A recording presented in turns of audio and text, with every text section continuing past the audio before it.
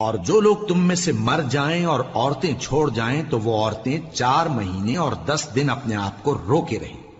اور جب یہ عدت پوری کر چکیں اور اپنے حق میں پسندیدہ کام یعنی نکاح کر لیں تو تم پر کچھ گناہ نہیں،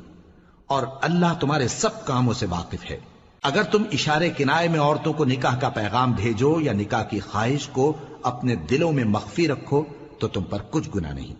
اللہ کو معلوم ہے کہ تم ان سے نکاح کا ذکر کرو گے، مگر ایام عدت میں اس کے سوا کے دستور کے مطابق کوئی بات کہہ دو، پوشیدہ طور پر ان سے قول و قرار نہ کرنا،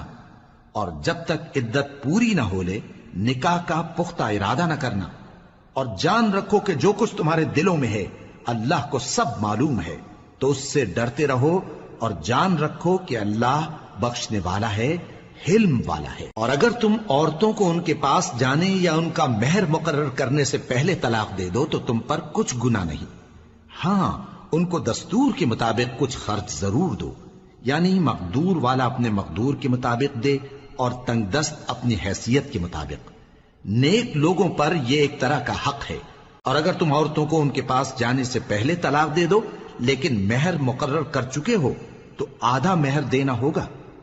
ہاں اگر عورتیں مہر بخش دیں یا مرد جن کے ہاتھ میں عقد نکاح ہے اپنا حق چھوڑ دیں اور پورا مہر دے دیں تو ان کو اختیار ہے۔ اور اگر تم مرد لوگ ہی اپنا حق چھوڑ دو تو یہ پرہیزگاری کی بات ہے، اور آپس میں بھلائی کرنے کو فراموش نہ کرنا۔ کچھ شک نہیں کہ اللہ تمہارے سب کاموں کو دیکھ رہا